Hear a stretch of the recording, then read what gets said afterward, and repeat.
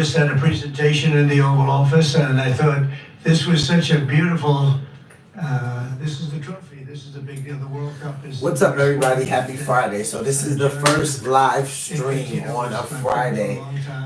We got President Trump signing some executive orders. Johnny from World Cup is there. He actually gave President Trump a replica of the FIFA World Cup today. It was in the Oval Office, and that's in hopes that he's going to give it to the tournament's winner next summer. So we got him signing some executive orders, and then his cryptocurrency event should also be started soon. So I just wanted to catch that. As promised, I told you guys I would be coming live, and I would be bringing you guys some things live as they're happening. So I'll make sure the volume's up, because I always know that's the best part of my stream.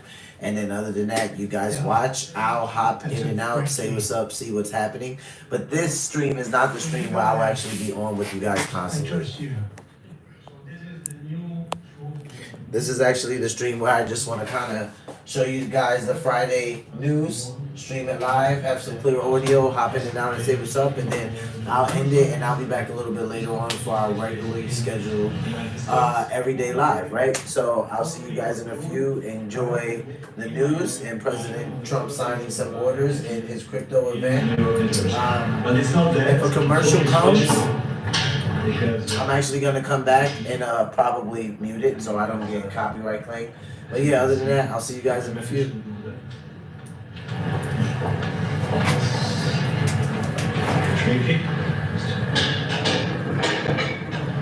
It's so this is a trophy. It is a trophy which represents, and that's why I think it's interesting to show this trophy exactly on this tournament, because it represents the past, but it's also projected to the future. We got the live chat going on screen, so if you guys hop in, say what's up, say where you're watching from. It has a great history of the game, soccer or football as we call it. The participating teams of the first edition, the stadiums, beautiful stadiums in the United States, the United States of America, where this competition will take place. So at the same time, past, present, and projected to the future. And if I may, President, say another 2 words, and then I let you work. I'd like to congratulate the President and the administration for not only for the World Cup, the Global Cup, the World Cup, and the great work done, but also for this initiative that you are speaking about here. If I may add something in this respect, I'm not an expert at all, but FIFA, as you know, is a brand which is globally known, a very strong brand. The soccer economy in the world is worth around 270 billion a year. 70% of that, Mr. President, is in Europe. So imagine the potential that there is around the world only in soccer if we develop it. And so FIFA is very, very interested under my presidency to develop FIFA coin, to do it from here, from America, and to conquer the 5 billion soccer fans in the world. So if there's anyone here who is interested to team up with FIFA, here we are, together with the United States of America, and we will conquer the world of soccer with the FIFA coin. Thank you. Thank you. That coin...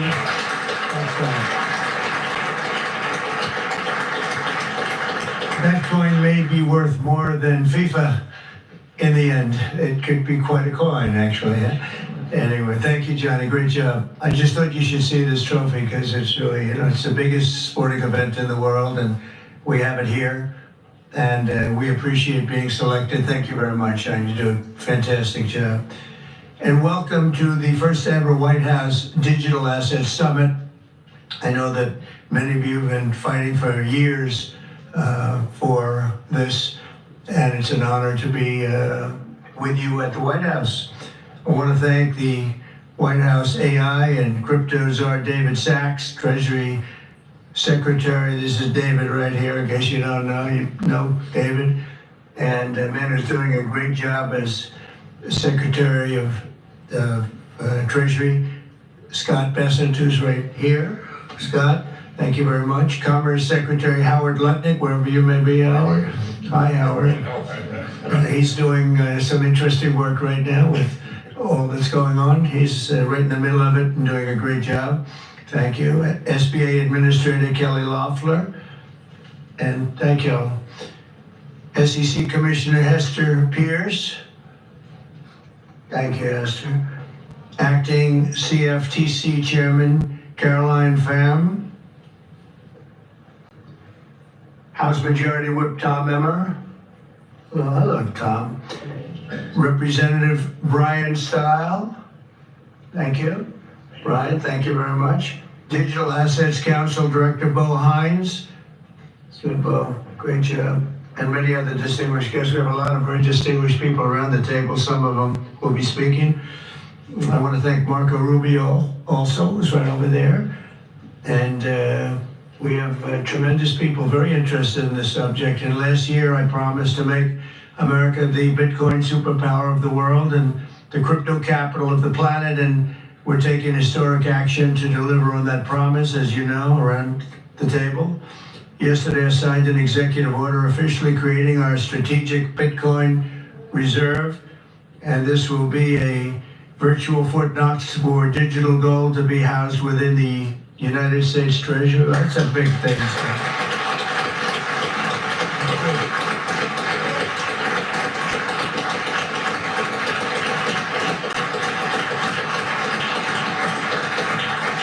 The federal government is already among the largest holders of Bitcoin, as you know.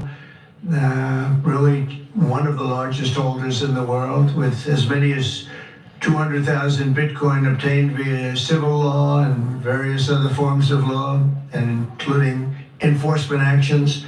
These existing holdings will form the foundation of the new reserve.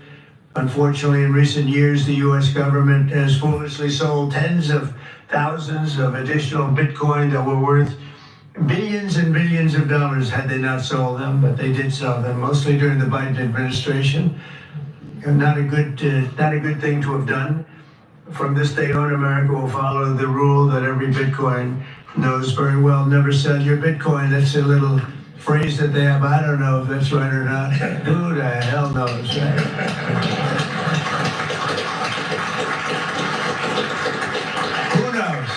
Who knows? But so far, it's been right. And well, let's keep it that way. The Treasury and Commerce Departments will also explore new pathways to accumulate additional Bitcoin holdings for the reserve, provided it's done at no cost to the taxpayers. We don't want any cost to the taxpayers. In addition, my order directs federal agencies to conduct an inventory of all crypto assets currently held by the U.S. government and determine how they can be transferred easily to the Treasury. Non-Bitcoin digital assets will be held in a new U.S. digital asset stockpile where they will be managed properly. My administration also is working to end the federal bureaucracy's war on crypto, which was really going on pretty wildly during Biden until the election came about. About 5 months before the election, he became a big fan because he heard how many people were in favor of it and how many people love it and respect it. But I guess it didn't work out too well for him. People understood what was going on and paved the way for groundbreaking innovations in institutional finance. Under the Bitcoin administration, regulators strong-armed banks. I mean, they really did. They strong-armed banks into closing the accounts of crypto businesses and entrepreneurs, effectively blocking some money transfers to and from exchanges, and they weaponized government against the entire industry. But I know that feeling also. Maybe better than you do. All of that will soon be over, and we are ending Operation Choke Point 2.0.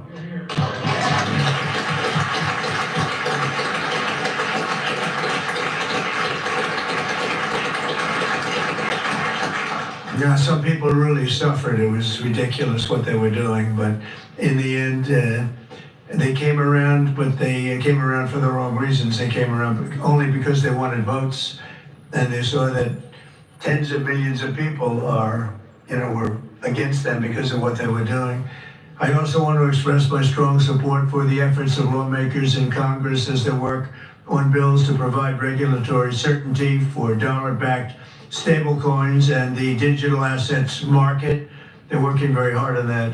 This is a tremendous opportunity for economic growth and innovation in our financial sector, and will really go a long way. I think it's going to be a tremendous, we feel like pioneers in a way, of tremendous method of growth.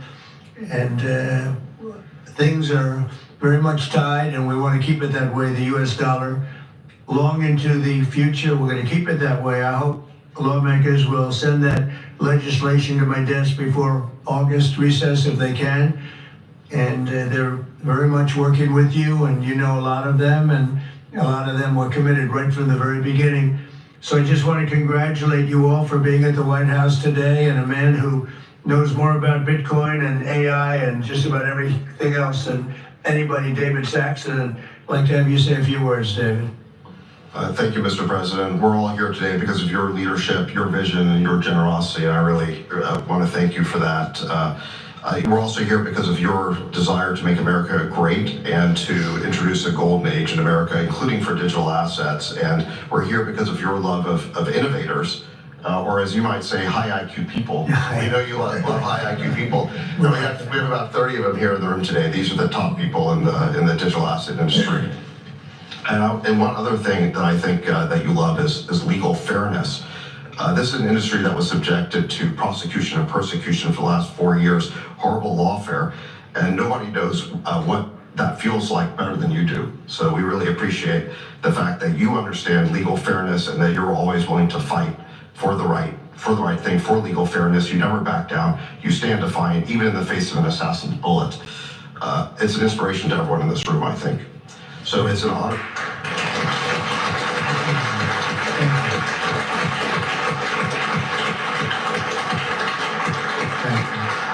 So I just want to say it's an honor to work for you. It's an honor to work for a president who works every day to get so much done on behalf of the American people. Your administration is moving at tech speed. It's really amazing. It's actually faster than any startup that I've been part of. Is that your administration moves even faster. So I just want to say thank you for having me be a part of it.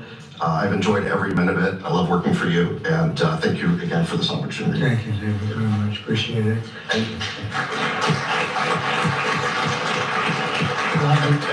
And now I just want to pass the ball to Secretary Besson. Scott.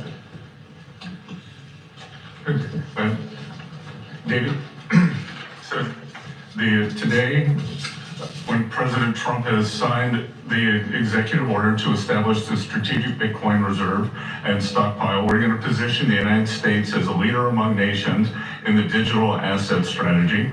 It's important for the United States to recognize this fact and get ahead of the other nations in the digital age. We applaud the President's direction to use the digital assets already in possession of the nation, and we are going to establish this Bitcoin reserve. We use this authority to augment the asset side of the United States balance sheet. As I've said many times, President Trump is creating assets for the American people, while most past presidents have created debt. And a large part of this asset program can be in digital assets. We are going to end the regulatory weaponization against digital assets. The Biden administration's actions did nothing other than punish innovators, and that all of you have made it here today is really a testament to your fortitude.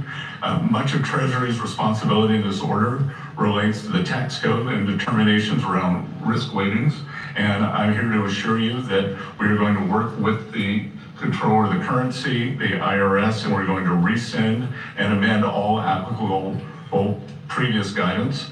And we are going to put a lot of thought into the stablecoin regime. And as President Trump has directed, we are going to keep the U.S. the dominant reserve currency in the world, and we will use stablecoins to do that. Thank you.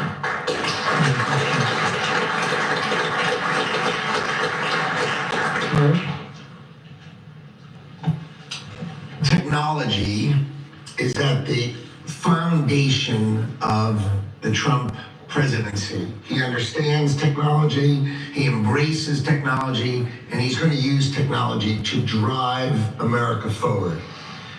The blockchain and Bitcoin technology are a key part of that thinking, and embracing that, and here today shows how much a leader the Trump administration and our president is. He understands it, he embraces it. As you said, you're a pioneer in this place, and this is where we're going. We're using the blockchain, we're using Bitcoin, we're going to use digital assets to pound forward, and Donald Trump is leading the way. Can't be more proud of you today. Thank you very much. Thank you, Harold.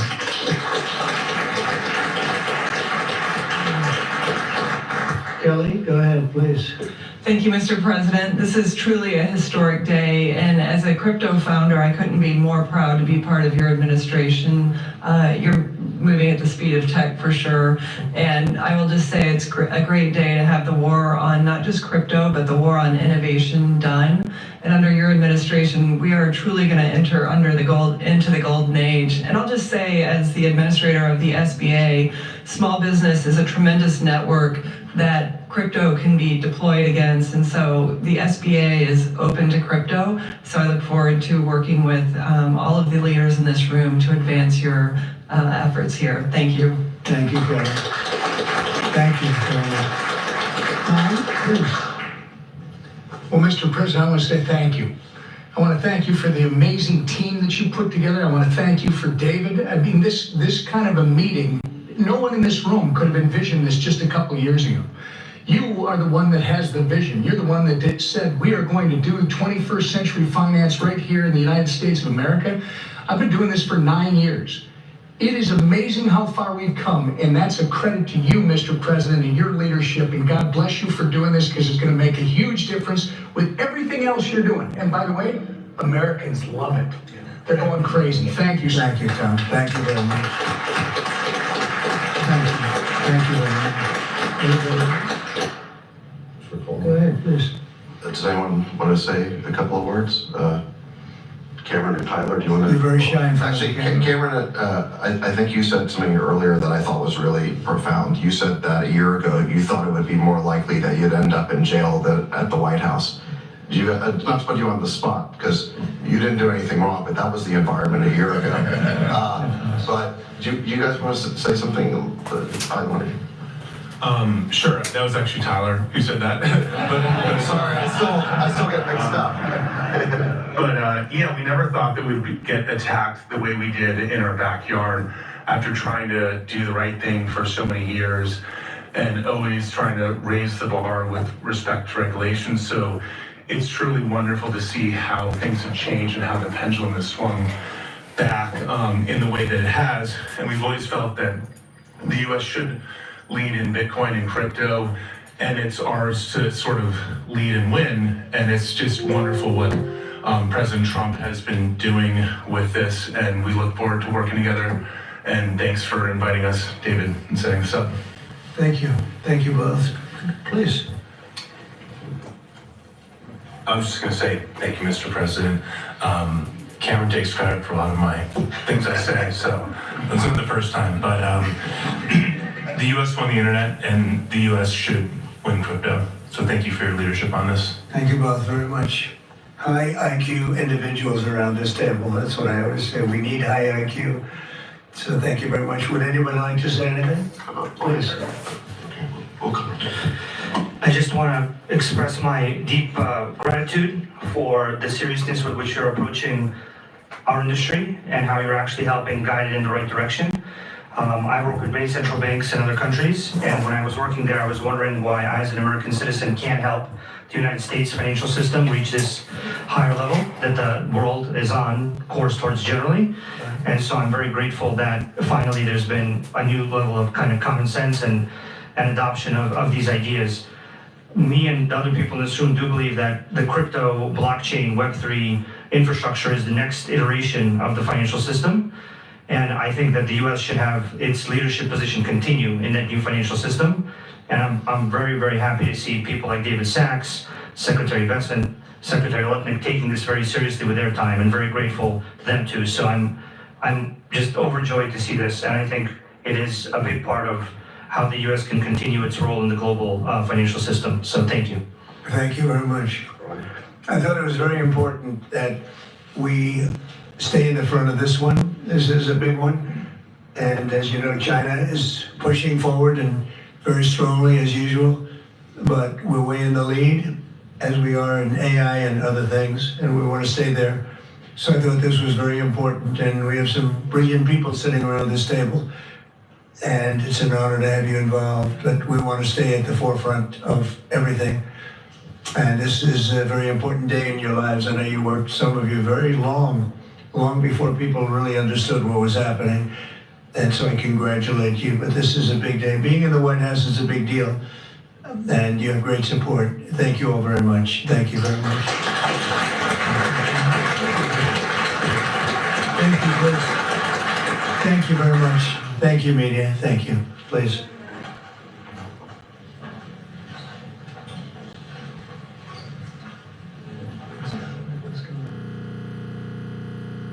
All right, as you see there, we were just listening into those remarks live there out of the White House as President Trump delivered remarks there at the White House Digital Asset Summit focusing on cryptocurrency. We know that a number of key leaders were there from the cryptocurrency industry there on, well, making sure they were there and had their voices heard for the White House Crypto Summit. Of course, this comes after Trump also signed an executive order establishing a government reserve of Bitcoin. That was on Thursday. This is the key marker, though, in the cryptocurrency's journey towards possible mainstream acceptance as well. Wanted to bring that to you here on Live Now from Fox. Thanks so much for being with us.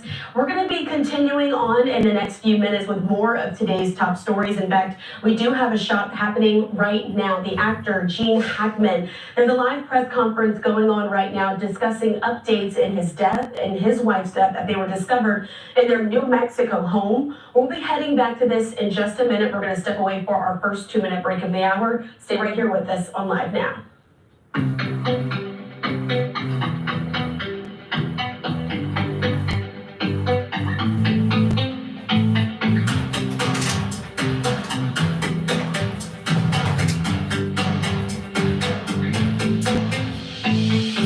My fault, y'all. I gotta mute that because YouTube will hit me with a copyright strike. Or clean. They do it every time. So I'll be back to turn the volume back on when the news starts back up. But I gotta leave it muted for now.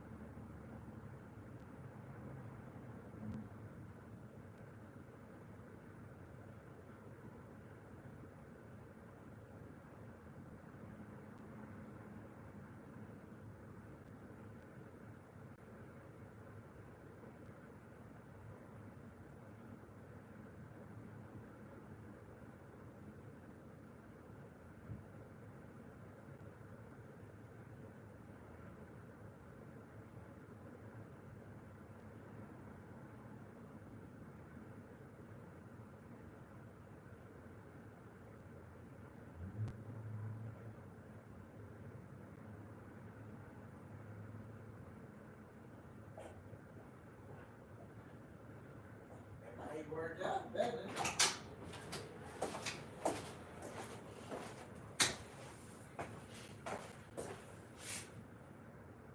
All right, guys, I'll start it back up.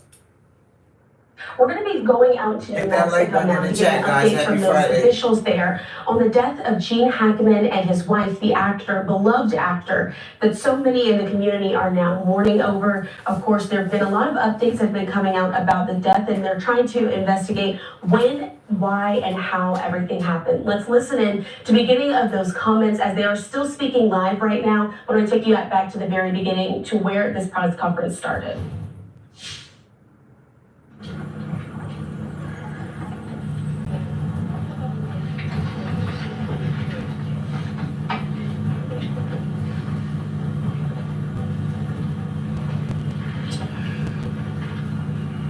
afternoon, everybody.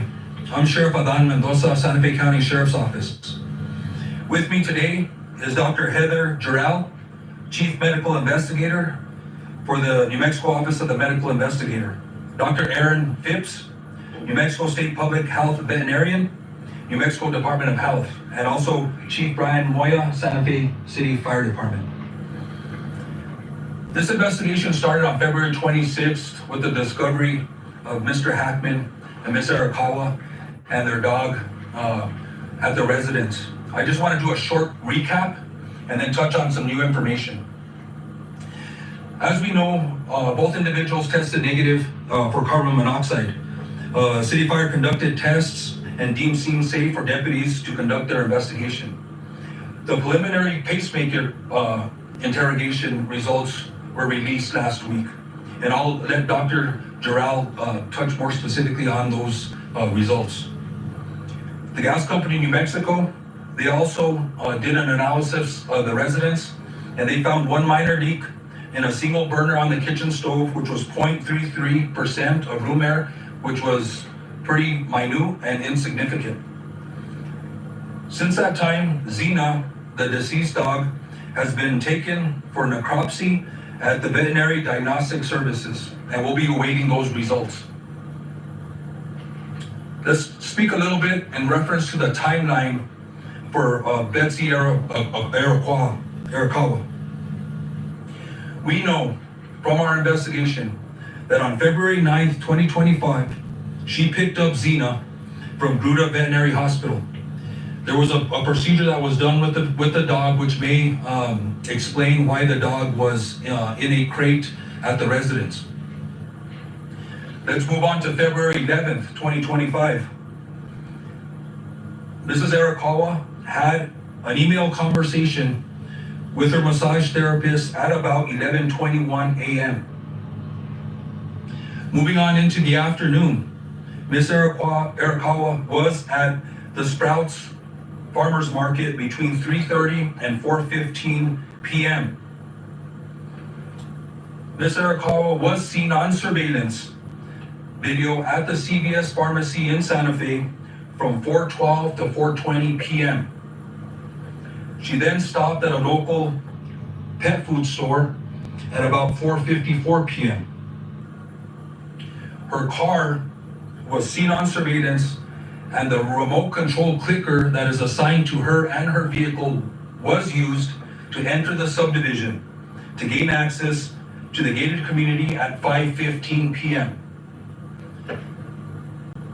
Numerous emails were unopened on her computer on February 11th. There was no additional outgoing communication from her or known activity after February 11th, 2025. The cell phone information and the cell phone data is pending. We're working with state police to get the information from those phones, but our investigation shows that all the last known communication and activity from Ms. Arakawa was on February 11th. I'm gonna go ahead and turn over the podium to Dr. Gerald. I would ask that everybody refrain from asking questions until everybody has provided their statements. I'll step up to the podium and then we'll go ahead and field questions from the media. Thank you.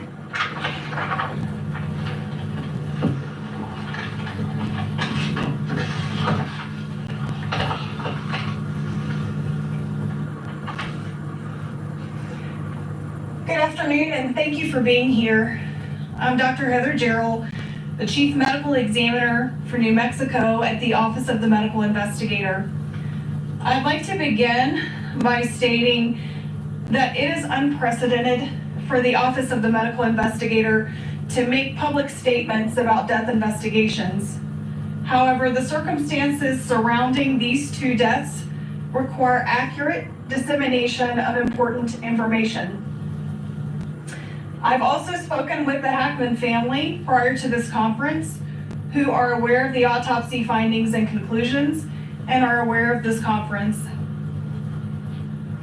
On Thursday, February 27th, I performed an autopsy on Mr. Gene Hackman.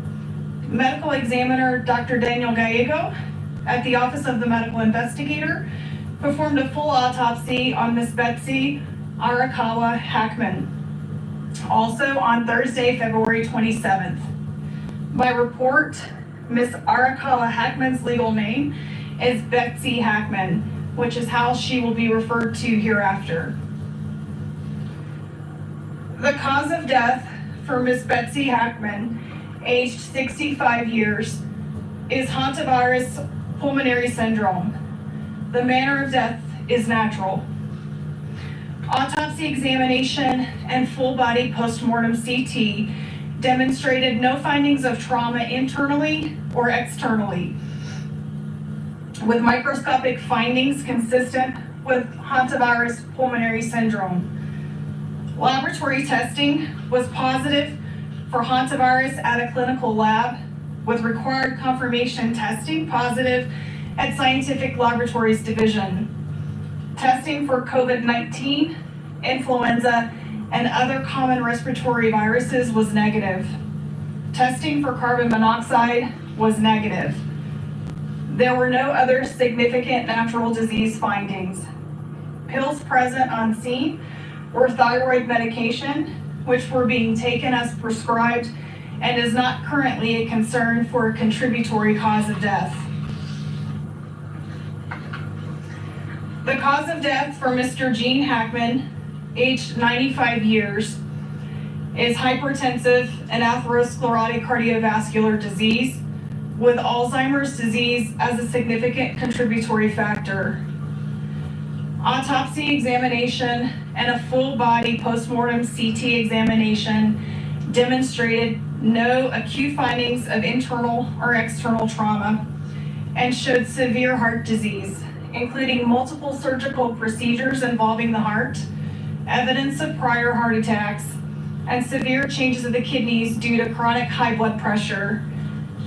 Examination of the brain showed advanced Alzheimer's disease, as well as blood vessel changes in the brain secondary to chronic high blood pressure. Laboratory testing performed at Scientific Laboratories Division was negative for COVID-19, influenza, and other common respiratory viruses. Testing for Hantavirus was negative. Testing for carbon monoxide was negative. Additionally, there were no autopsy findings concerning for Hantavirus infection. I have been asked when death occurred for these individuals. There is no reliable scientific method to accurately determine the exact time or date of death. Mr. Hackman's initial pacemaker data revealed cardiac activity on February 17th, with subsequent pacemaker interrogation demonstrating an abnormal rhythm of atrial fibrillation on February 18th, which was the last record of heart activity. Based on this information, it is reasonable to conclude that Mr. Hackman probably died around February 18th. Based on the circumstances, it is reasonable to conclude that Ms. Hackman passed away first, with February 11th being the last time that she was known to be alive. Lastly, clinically, hantavirus infection is characterized by flu-like symptoms consisting of fever, muscle aches, cough, sometimes vomiting and diarrhea that can progress to shortness of breath and cardiac or heart failure and lung failure. This occurs after a 1 to 8 week exposure to excrement from a primarily particular mouse species that carries hantavirus. The mortality of hantavirus, the mortality rate of the hantavirus strain in the Southwest is about 38 to 50%. The hantavirus strains in the United States are not transmissible from person to person. And so this is an appropriate time to segue to Dr. Aaron Phipps, the state public health veterinarian with the New Mexico Department of Health. But before I do so, I'd like to kindly ask for everyone to please respect the privacy that Mr. Gene Hackman, Miss Betsy Hackman, and their family and friends deserve. Thank you. Thank you, Dr. Gerald. I will now provide additional information about hantaviruses in New Mexico. There are many different types of hantaviruses found worldwide. These viruses are zoonotic, meaning they are transmitted from animals to humans. Hantaviruses are carried by rodents. The hantavirus found in New Mexico, the Sin Nombre virus, is found throughout the state, primarily in deer mice, but in other rodents as well. Hantavirus pulmonary syndrome is a rare disease caused by hantaviruses, but a small number of human infections are found every year in New Mexico.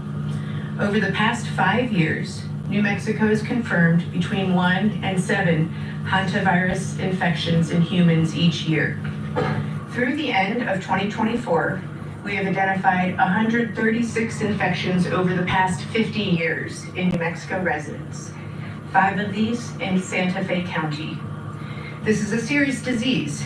42% of these infections here in New Mexico were fatal. Most transmission occurs around the patient's residence or workplace, and the New Mexico Department of Health typically conducts an environmental investigation at the residence of all hantavirus cases in our jurisdiction.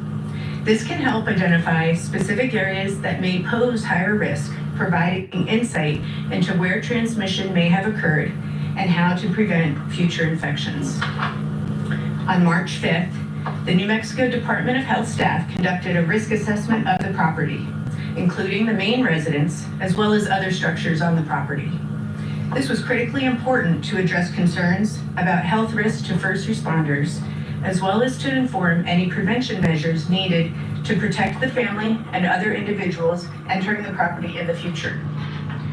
We assessed the risk of exposure in the primary residence as low, similar to other well-maintained houses in New Mexico. We did identify signs of rodent entry in other structures on the property and provided information and resources about reducing the risk of hantavirus transmission related to those areas. Hantavirus can be transmitted to people through rodent urine, droppings, or saliva, so it is important to take special steps when cleaning up after rodents. Avoiding contact with or breathing in aerosolized rodent urine or feces, especially in a poorly ventilated area, is key. Detailed guidance can be found on the New Mexico Department of Health and the CDC websites, but I will provide a very brief summary now. It is important to use gloves and a well-fitting N95 mask when around or cleaning rodent-infested areas, and to open any windows or doors for at least 30 minutes beforehand to increase ventilation.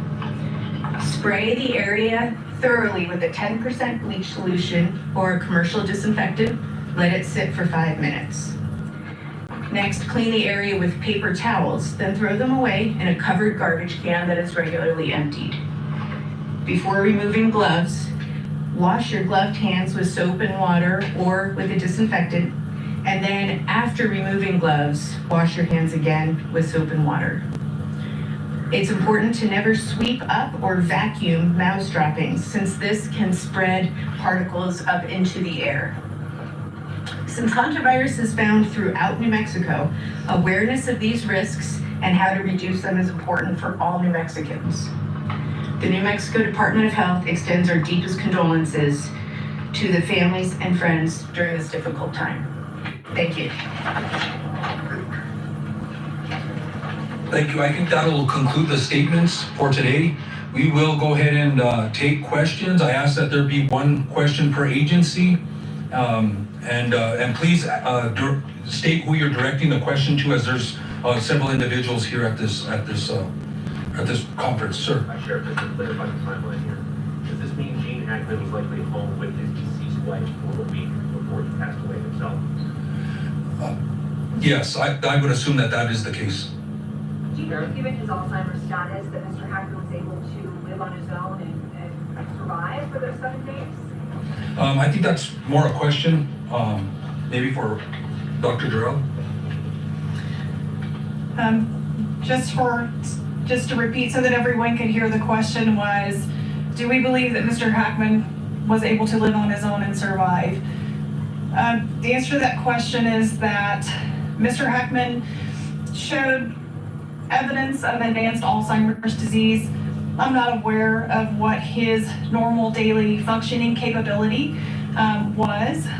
He was in a very poor state of health. He had significant heart disease, and I think ultimately that is what resulted in his death. I was able to look at fluid to determine if he was dehydrated, and I did not see evidence of dehydration. I did see evidence of very poor kidney function, and I think he died as a result of his heart disease and with Alzheimer's being that contributing factor. What about starvation?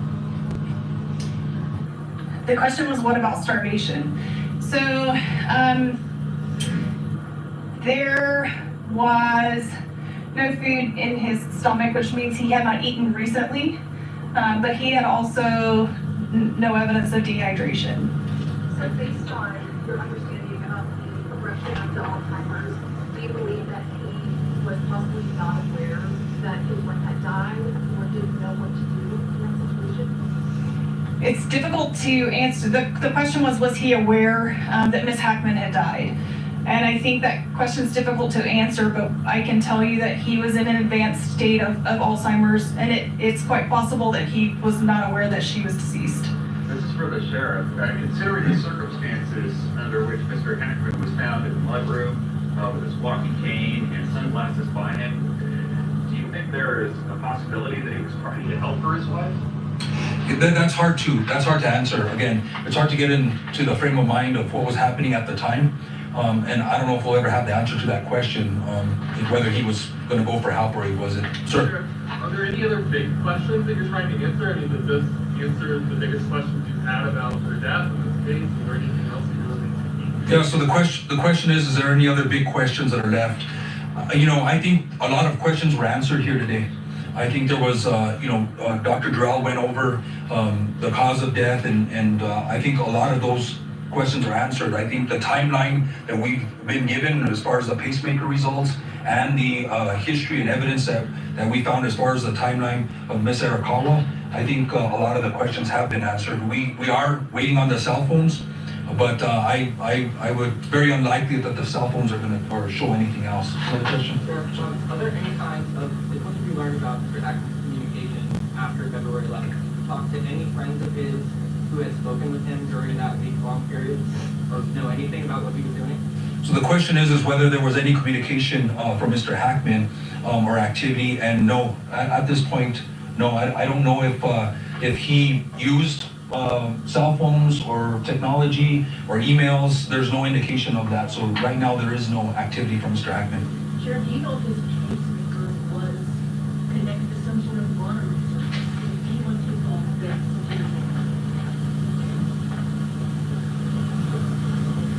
The question was his pacemaker connected to a monitoring service? The answer to that is that his physician, one of his physicians had contacted me and told me that they could see the data from the 17th, but that to really get the most information from that would come from the interrogation of the pacemaker. And that's as much as I can answer, not being a cardiologist. They didn't say whether or not they were monitoring or was his pacemaker equipped to send that data in that time so that someone could say, hey, something's not right. I can't answer that question, I'm sorry. Sure, you got yourself. Sir?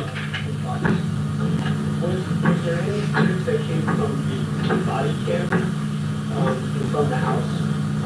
I'm sorry, what was Was there any footage or anything that you could see from, like, body cam footage from the house?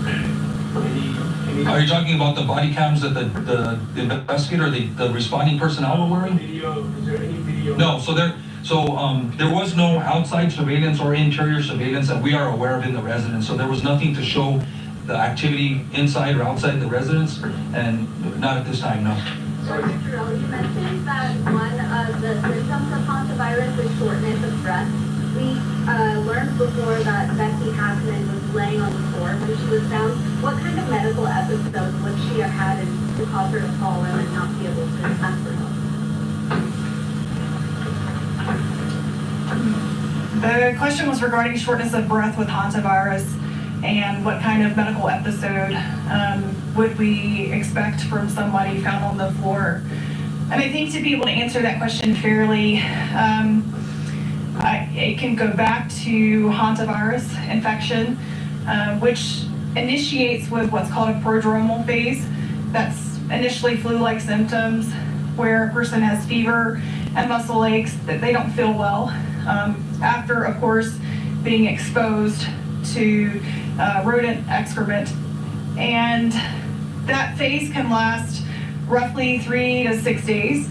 And then they can transition to that pulmonary phase where they have fluid in their lungs and around their lungs. And at that point, a person can die very quickly, within 24 to 48 hours, roughly speaking, without medical treatment.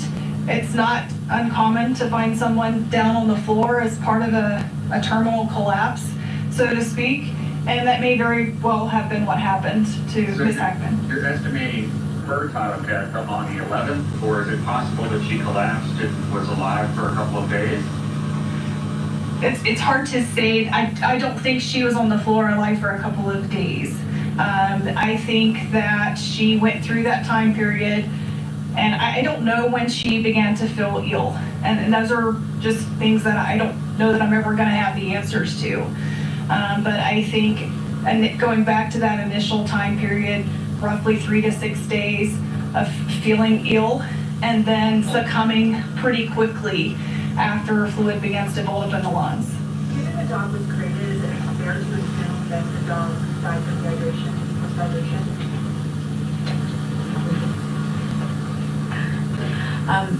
I don't think we know the answer to that. However, given the timelines presented, it is a possibility. Is it possible that dogs have hantavirus? Dogs do not get sick from hantavirus. So,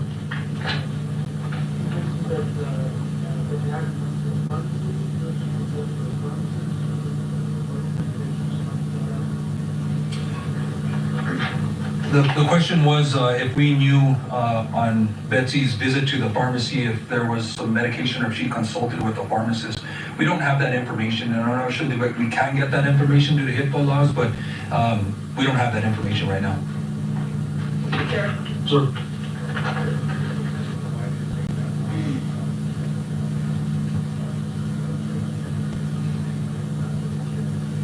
At this point, there's no indication that there was a caretaker at the home. Okay. With the footage that you saw of Betsy on February 11th, was there any indication that she was feeling shortness of breath or having trouble moving around from the parents? You know, we can analyze the video a little more, but it's going to be hard to tell. She was walking around, she was shopping, she was visiting stores, but my detectives didn't indicate that there was any problem with her or struggle of her getting around. So, and I believe she had a mask on also, so I'll have to confirm that, but yeah, that there wasn't any indication of that. Sasha?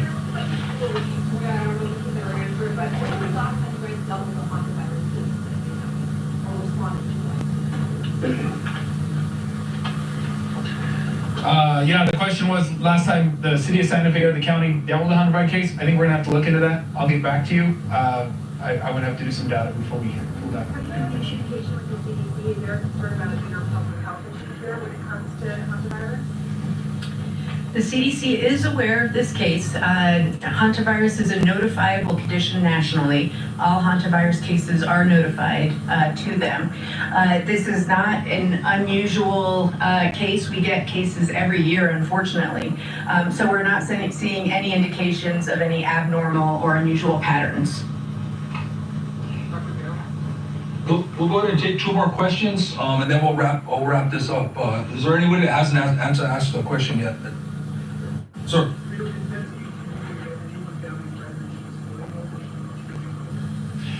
Again, we're going through some of the communications, and I think the cell phones may have some indications of that prior to the 11th. But as of this moment, I don't have any information that she was indicating that she was feeling ill during any communication. One more question? There's no sense that this is criminal in nature. Are you closing this investigation? Are you still going to be releasing body camera footage that you sent to the house? What happens next? So we'll deal with IPRA requests as necessary. If there's body camera or any request for public information, we will be releasing that because of the law. But yeah, we consider this an open investigation until we close the loopholes of the cell phones, until we finish out the necropsy results of the canine and other loose ends that we need to tie up. But you know, I think we're pretty close to the timeline and with the information that Dr. Jarrell provided. One question on the heart disease. Is it fair to describe this as a heart attack, or is it not? Is that not an accurate term for heart disease? The question was, is it fair to conclude that Mr. Hackman died from a heart attack? And the answer to that is that it's a little bit difficult to say. I saw no microscopic evidence of a recent heart attack. However, those changes can also take some time to develop, several hours to develop so that they can see it under the microscope. He could have had an abnormal heart rhythm. We already know that he was in atrial fibrillation on the 18th, and that could have evolved into a more terminal heart rhythm.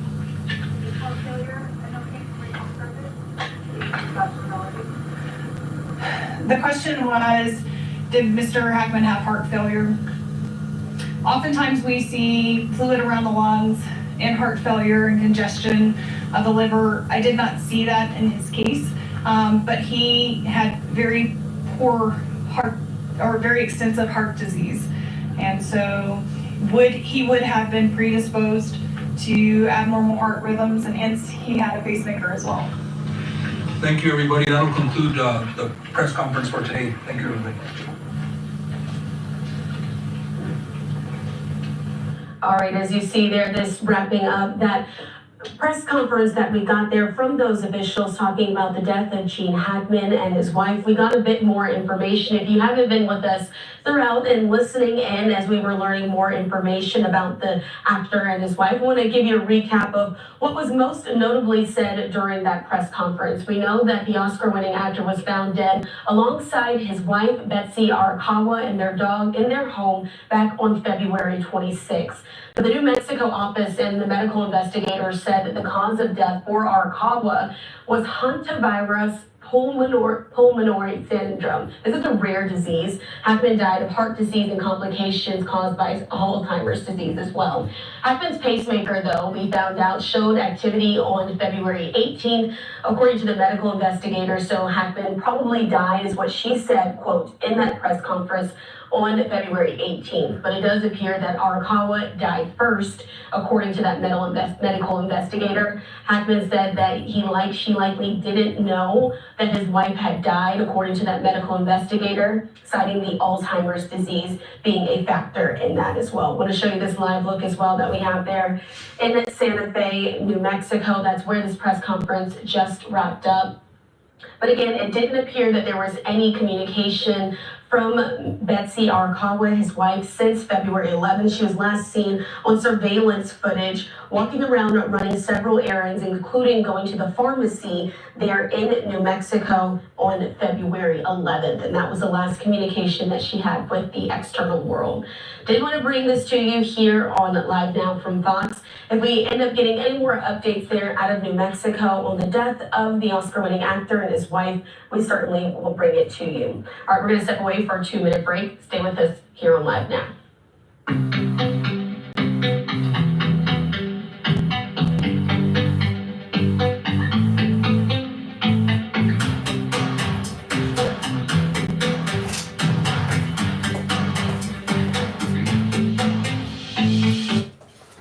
I'll turn it back on in a few, guys. I can't leave it on because they're going to hit me with a copyright claim. They've been doing it lately. Hit that like button for me. Happy Friday.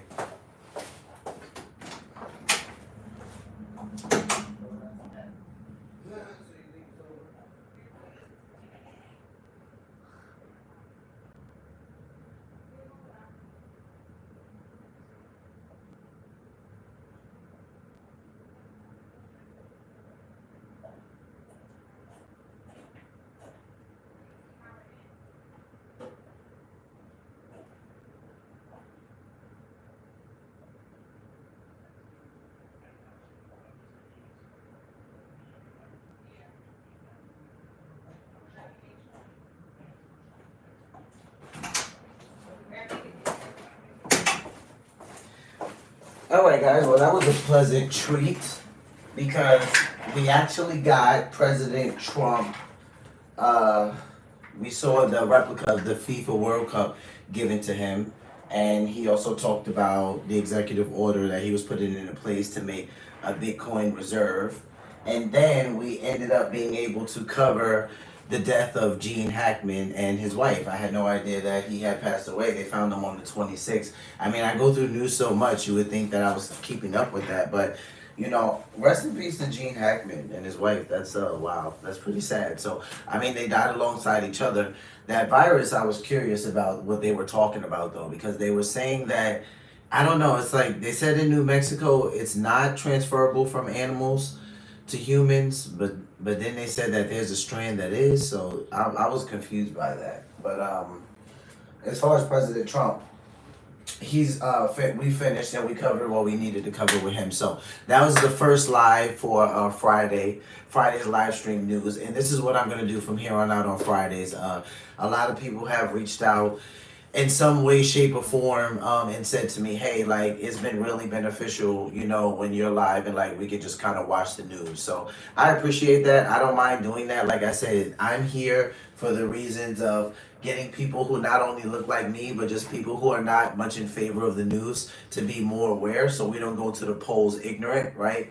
So I love streaming the news. If you guys ever want to stop by on Friday and just watch the news, you know it'll be playing, and it'll always be playing before the regular weekly live stream, so daily live stream. So every single day except for Sundays, we're gonna go live. This was just the first. I'll be back on in a couple of hours, and then we're gonna cover a couple of news topics and hang out for our Friday live stream. And then that's it. We'll wrap up and we'll be back again tomorrow. Every single day here, guys, except Sunday. So, and usually it's between the hours of, I've kind of dialed back a bit, so now it's kind of between 1500 and 1730, which is 3 p.m. and 5:30 p.m. So that's going to be pretty much my normal streaming time within that window, not for how long, but usually I'm on for about an hour to an hour and a half. So I'll be back in a couple of hours, guys, so we can start going over the Friday news. Enjoy the rest of your Friday. If you're going to be back in a couple hours, I'll see you then. Be safe, take care of yourselves, love one another. Peace.